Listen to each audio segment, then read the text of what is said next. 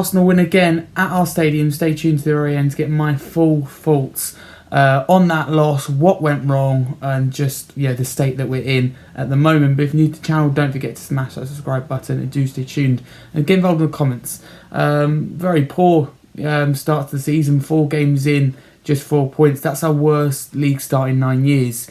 But this game alone, we dominated, we huffed and puffed once again, and we were punished for not scoring when we were on top again and not taking our chances. But we talk about not taking our chances, we don't create the chances in the first place. And in this game, and I've thought about it for several weeks, but I come to the conclusion our attackers aren't good enough for the level that we want to get to. We have attackers that are probably a top 6, top 8 side, but not we want to be inside that top 4, challenging teams like Arsenal. And a lot of fans will be quick to saying, look, we've made progress. Last season we only lost 2-0 at home to Arsenal, we only lost 1-0 this year. That's not how I look at it. They're without Odegaard and Rice. This was an opportunity. I'm not saying we should win this game, but it's a game that we should be doing better at and that we dominated. It's as simple as that, and we just didn't look likely. We could still be playing now and all through the night and we wouldn't have scored, and that's the reality. And I think Arsenal were deserved winners on the basis they were better in both boxes. They defended better, they concentrated, they switched on, the full 90 plus minutes, 95, 96 minutes, whatever it was in the end, and they created chances. Not many, but when they did, they took them as well. And that's the difference. I love Ange, and I'm not saying sack him, but how long can you trust the process and trust the project when you're making the same mistakes week in, week out? We see the set piece issues where we're conceding from set pieces, in particular corners, but just set pieces in general. We've seen that happen over and over again. Romero loses his man. It seems like it still is zonal marking.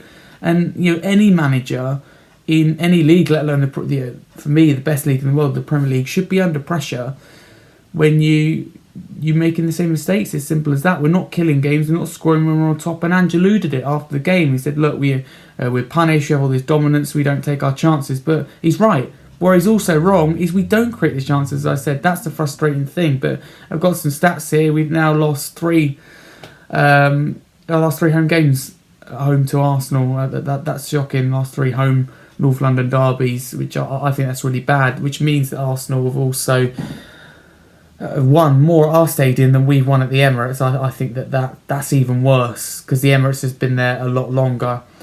We're winless in our last 9 games against the top 6. That's just everything you need to know. We're not ready to face the bigger teams. We're a long way further than people think. We just can't compete with the likes of Arsenal. We're just not there. We're not ready. We've played 7 big London derbies under Ange, and you can contradict because we play smaller London derbies, etc. It can be debatable the way you look at it, but I would class it as 7 big London derbies, and in those games, if you do, we lost 5 and we've drawn 2 and won 0. I think that's bad as well. So just to give you an idea of some of the record there, so some stats if you like, that they're all very poor.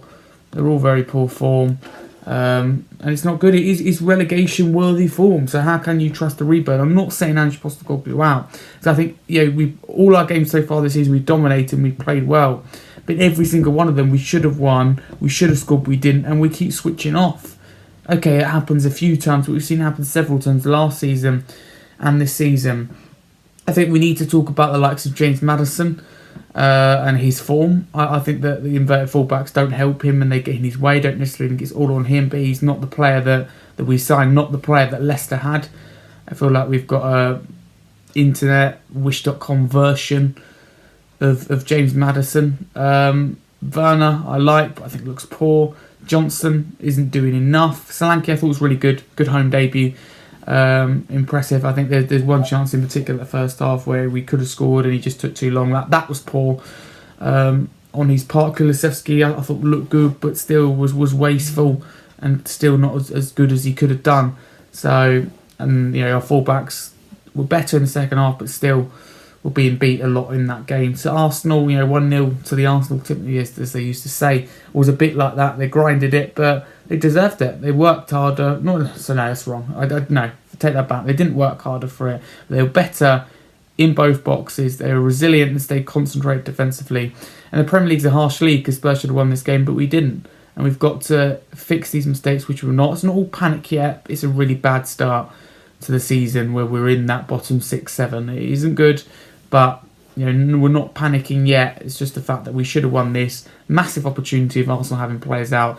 An opportunity that we didn't take, and we could have taken and nearly did. So not our day, but we move on to the next one. If you're new to the channel, don't forget to smash that subscribe button. It's free to do so for Spurs England and Premier League content. If you like what you're seeing, like the video, turn the notifications bell on for all that content that we have at the channel, provided not only by me, but other people at the channel, our fantastic hosts and guests, and always get involved in the comments. Very keen to hear your thoughts on this North London derby defeat for Spurs. But for now, common new Spurs, we move on. Coventry in the week, Brentford at home, then Quarterback. It's going to be a busy few days.